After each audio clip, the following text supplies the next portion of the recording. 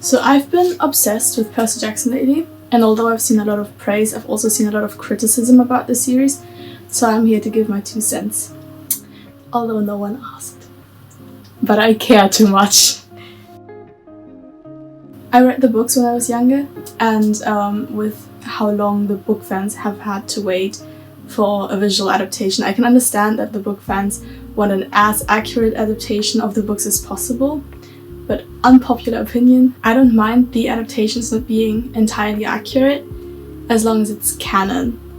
As long as what they change makes sense, as long as they still hit the key points of the story, I think it's fine to have changes. It makes the series even more interesting, in a sense that it can act like an alternate universe where you can see your favorite characters getting into more adventures outside of the book storyline. And as far as I can tell so far, the changes haven't been extreme to the sense that it didn't make sense with the characters or where they were going or the key points of the story. And I think in that sense we have to have more faith in Rick and his team of writers, because especially Rick is probably very aware of the legacy that the Percy Jackson books have, and they will try their best to keep the key values and everything. I do have to say I haven't seen the 6th episode yet. I will watch the 6th, 7th and 8th episode after my exams. But I have heard that there have been some major changes to this plotline. But the series isn't over yet, so I think they will definitely circle back to the main plot in the end, but maybe have a few differences in between, which again I don't mind. Okay, elephant in the room. Casting for Annabeth Chase. As soon as Leah was announced, I was already like, someone please protect this child, because she is 12 and I can smell the shitstorm from here. Why are people so caught up with her appearance? Like, I understand that she's blonde in the books and light-skinned and has grey eyes, and she's obviously not in the series, but I don't think that it's that important in the context that we have. Like, I agree that in biopics, retelling stories of certain people or stories that tell the struggles of groups of people with certain attributes, for example their ethnicity or their gender, the people need to be casted accurately. But in this case, we're talking about a story about demigods. In my opinion, in Percy Jackson and in Rick's characters, representation is just so refreshingly understated that so many different kinds of characters are represented, but in the most casual way, so it feels incredibly natural, which I think really fits the genre that we are hitting here. Again, demigods. Essentially a story for children and tweens. I have the feeling that with growing representation in media, which I absolutely endorse, it oftentimes happens that the trait that the character is representing ends up being their whole personality, which in my opinion just has something to do with lazy writing and comes across kind of pretentious, like greenwashing, but in a representative way. And Percy Jackson characters are first and foremost courageous and loyal, smart, kind, and then just happen to be what they are representing, be it part of the LGBTQ community, or blonde in this case, someone with ADHD, a different ethnicity, which wonderfully normalizes having such a wide variety of characters and makes them a lot more well-rounded as characters instead of it feeling performative. So I think Annabeth specifically, as a character with so much nuance, it almost does her a disservice to be broken down to being blonde when she is so many other traits that can still be represented really well in the story. It doesn't hurt the story as much as people make it out to do that she isn't blonde, because she is so much more. And y'all need to stop bullying the child, she's still so small.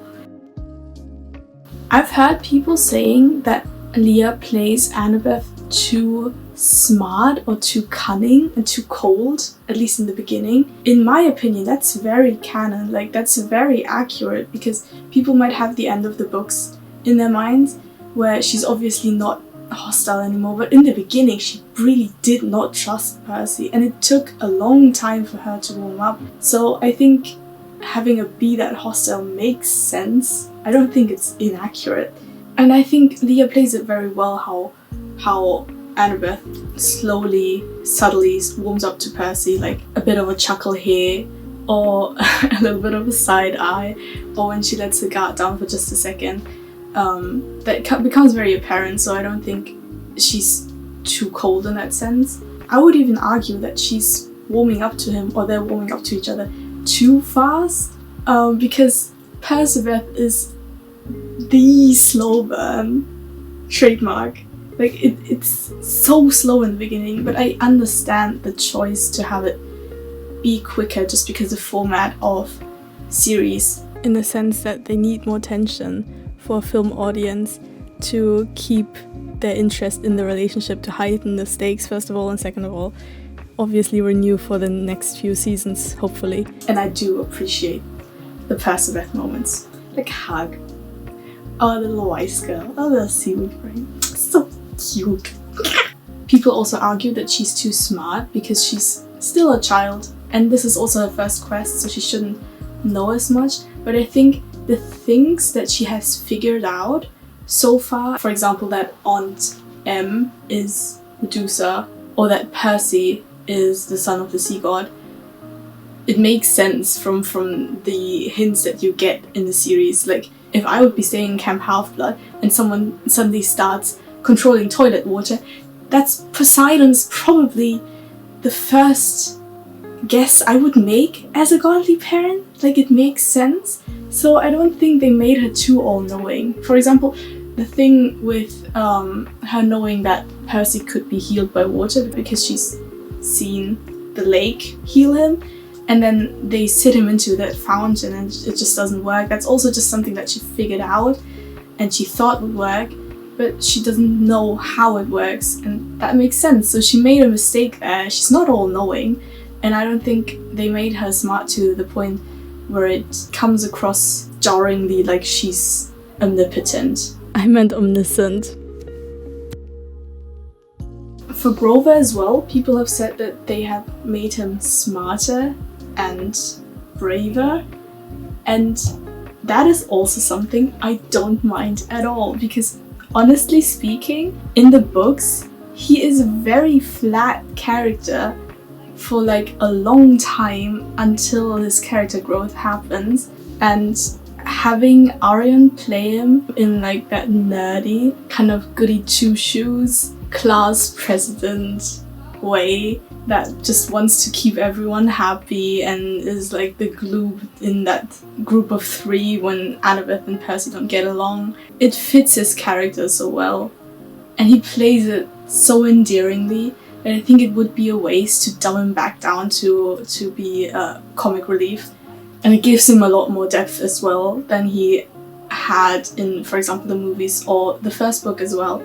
And I also don't think that those changes have made him too serious or not funny anymore, because he's still like very easily annoyed or irritated. Just very charming. He's very charming, and I'm a very big fan of Grover in this series. I haven't heard a lot of criticism about Percy, but I have heard people thinking that he was not expressive enough.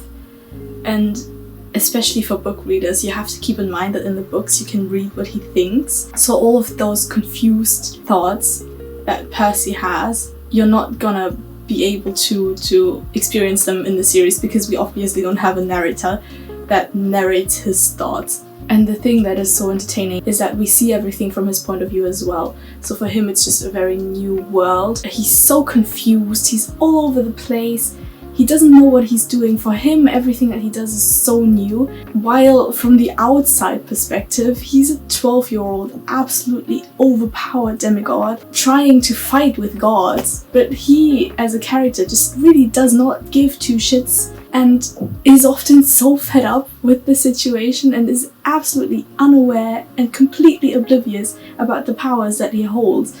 And that's the point of view that we get in the books, but in the series you're going to see everything that happens and you're not going to be able to hear his point of view, so that's what makes him less expressive. But I think that Walker still plays into those nuances really well, like with subtle facial expressions and a sassy moment here and there. Overall, Walker just really embodies Percy. He is Percy Jackson. Like, no one can deny that, except for the people who are so hung up about his blonde hair. But then again, why are you so hung up about his appearance? The only issue with Walker that I have is Walker Scoville, a little tiny baby boy. So cute, so tiny, so small. Why is he so tall now? When did that happen? Why does he look so young in the first episode, and then by the 5th he's already grown at least like 5 inches or something? So tall, and now he's towering above Leah, and he's supposed to be smaller than her for like a few books, I think. Is please, could you please stop growing? With the overall series, I've also had a lot of people complain about the pacing, which in my opinion is fair enough.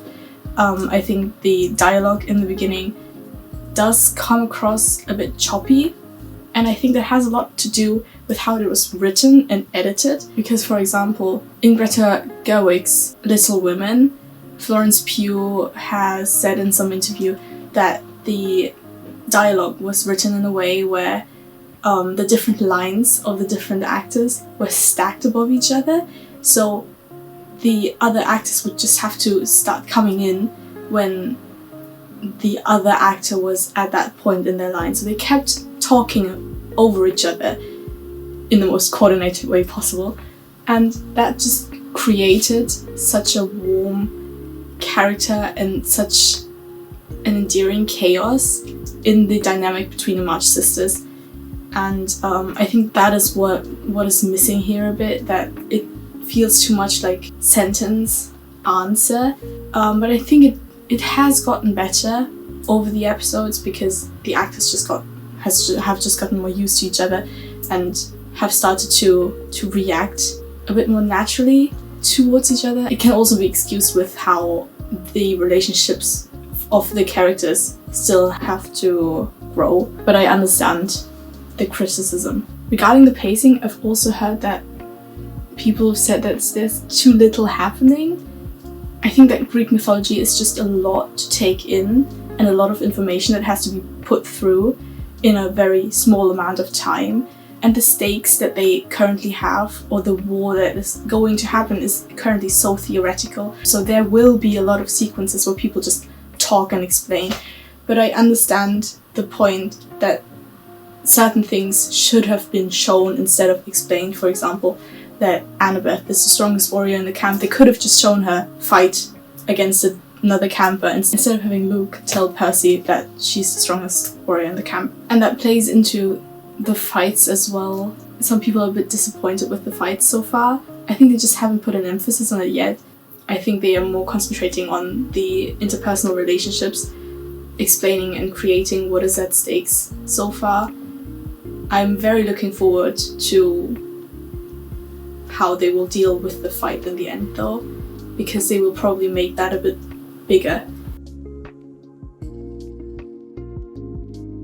Overall, I love the visuals, I love the cast. They seem like incredibly fun people to be around, with very, very nice hair. I have major FOMO. I'd love to be on that set, and I feel incredibly old with Walker and Leah being what, 2009? But yeah, that's all I have to say for now.